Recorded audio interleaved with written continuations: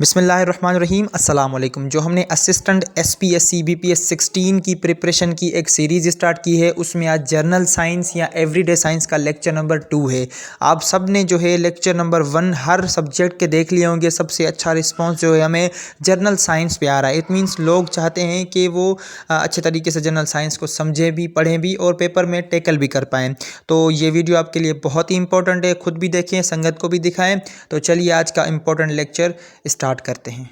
सबसे पहला क्वेश्चन है DOTS is treatment given to patient suffering from. DOTS एक ट्रीटमेंट दी जाती है। इसमें पूछ रहा है कि वो कौन से मरीज़ को जो है, किस बीमारी से वो मरीज़ जो है मुब्तला होता है, उसको दी जाती है। तो उसका सही ऑप्शन है ऑप्शन डी, ट्यूबरकुलोसिस का जो मरीज़ होता है उसको ये ट्रीटमेंट दी जाती है। ये बेसिकली एक कोर्स है। डॉट्स का फुल फॉर्म आपको लिखवा रहा हूँ, नोट डाउन कर लें। डॉट्स का फुल फॉर्म है डायरेक्टली ऑब्जर्व्ड ट्रीटमेंट।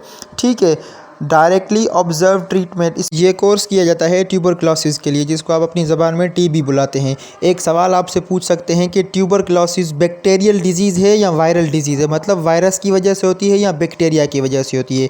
तो नोट डाउन कर लें कि ये एक बैक्टीरियल डिजीज़ है। सवाल आ जाए कि ट्यूबरकुलोसिस एक बैक्टीरियल डिजीज़ है, तो उस बैक्टीरिया का नाम बताएं जिस वजह से ये चीज़ होती है। तो उसका नाम आप नोट डाउन कर लें, उसका नाम है माइकोबैक्टीरियम। इसकी क्या आदत है, ये सेल में अंदर घुस जाता है, फिर क्या होता है जिसकी वजह से हमें कोर्स कराने पड़ते हैं, फिर जाकर हम उसका ख़ात्मा कर पाते हैं। जाहिर सी बात है, एक चीज़ अंदर सेल में घुस गई है तो उसकी वजह से एक लॉन्ग कोर्स चलाना पड़ता है, जिसकी वजह से फिर जाके वो जो है बैक्टीरिया हमारे अंदर से मरता है।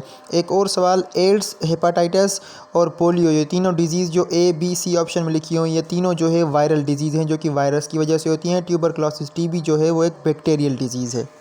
अगला क्वेश्चन है inert gases are. Inert gases कौन सी है? मैंने पहली वीडियो में, पहले लेक्चर में आपको जो है वो इस चीज़ के हवाले से एक रिलेटेड एमसीक्यूज़ बताया था, वो शायद आपको याद हो तो ठीक है, अगर नहीं याद तो आपको ये सवाल तंग करेगा। इसका सही ऑप्शन है ऑप्शन सी, ऐसी गैसेस को हम बुलाते हैं जो कि केमिकली अनरिएक्टिव हों। ठीक है, वो क्यों हो?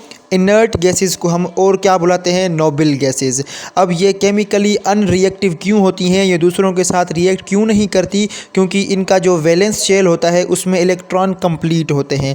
ठीक है, अब ये इनर्ट गैसेस या नोबल गैसेस कौन सी हैं वो भी मैंने आपको बताए थे, तो एक मरतबा फिर से रिपीट करा देता हूँ। हीलियम, नियॉन, आर्गान, आर्गान जो कि वेल्डिंग में इस्तेमाल होती है, क्रिप्टॉन, जीनॉन एंड रेडॉन। अब सवाल आ जाए, इन सारी गैसेस का देखकर आपसे पूछे कि इनर्ट गैस को फाइंड करें, तो आप वहाँ पर टिक लगाइएगा। अगर सवाल आ जाए कि ये इनर्ट गैसेस या नोबल गैसेस जो कि मैंने आपको बताई हैं वो पीरियडिक टेबल में कौन से ग्रुप में वाक़ हैं, तो वो ग्रुप नंबर 18 में जो है पीरियडिक टेबल में वाक़ हैं, ये जो भी इनर्ट गैसेस या नोबल गैसेस हैं।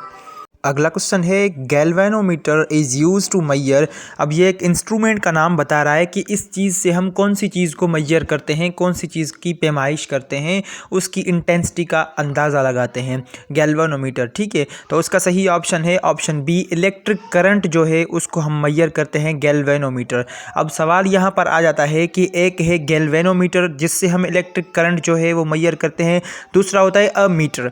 अब मीटर, उससे भी जो है हम इलेक्ट्रिक करंट जो है वो मैयर करते हैं, लेकिन यहाँ पर सिर्फ एक फ़र्क है।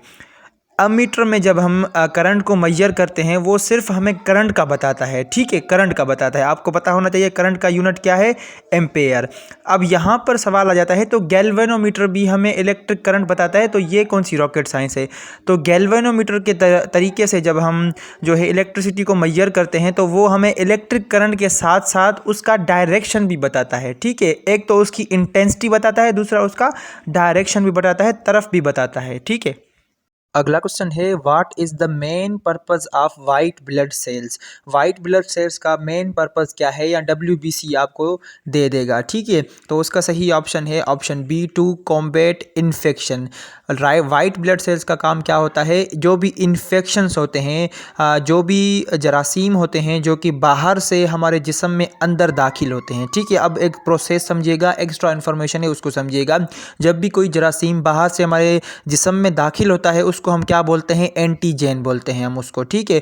तो उसके मुकाबले में जब वाइट ब्लड सेल्स उससे कॉम्बैट करने के लिए, उस इन्फेक्शन से कॉम्बैट करने के लिए अपनी जो फौज बनाता है या अपनी जो आर्मी खड़ी करता है, उसको हम बुलाते हैं एंटीबॉडीज़। अब यहाँ से आर्मी में कंफ्यूज मत हो जाइएगा, मतलब वो मुकाबले के लिए, उनको मारने के लिए कोई चीज़ बनाता है जिसको हम एंटीबॉडीज़ बुलाते हैं, ठीक है। और जो वाइट ब्लड सेल्स हैं, इसको हमारे जिस्म का डिफेंस सिस्टम भी बोला जाता है। जब भी कोई बीमारियां होती हैं हमें, या कोई भी इन्फेक्शन होता है, या कोई भी बीमारी होती है, कोई भी जरासीम होता है, उससे कॉम्बैट करना जो है इस वाइट ब्लड सेल्स का काम होता है। और इसे हम ल्यूकोसाइट्स सॉरी प्रोनाउंस नहीं करना आ रहा मुझे, ल्यूकोसाइट्स भी हम इसको बुलाते हैं। ल्यूकोसाइट्स का मतलब होता है कलरलेस।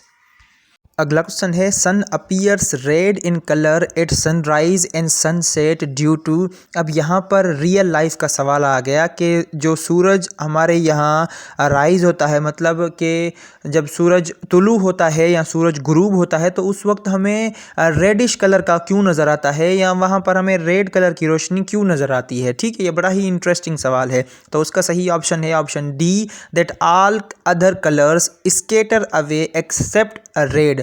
अब यहाँ पर क्या मतलब है इसका, कि जो भी दूसरे कलर हैं सनलाइट में, वो सारे स्केटर हो जाते हैं, बिखर जाते हैं, स्प्रेड हो जाते हैं, और रेड कलर हमें दूर से विजिबल नज़र आता है, क्योंकि रेड कलर की वेवलेंथ सबसे ज़्यादा है। अब यहाँ पर आपसे सवाल पूछा जाए, which colour has the longest wavelength, या which colour has the most visible wavelength, तो वो कौन सा है, वो है रेड। अगर सवाल आ जाए which colour has the shortest wavelength, तो वो है वॉयलेंट। अब ये वॉयलेंट एक कलर का नाम है। लड़के तो परेशान हो जाएंगे, लेकिन लड़कियों को पता हो गया, क्योंकि लड़कों से ज़्यादा लड़कियों को कलर्स का पता होता है। हम लड़के तो इतने सारे कलर साथ में देख कर हमें कलर ब्लाइंडनेस वैसे ही हो जाती है।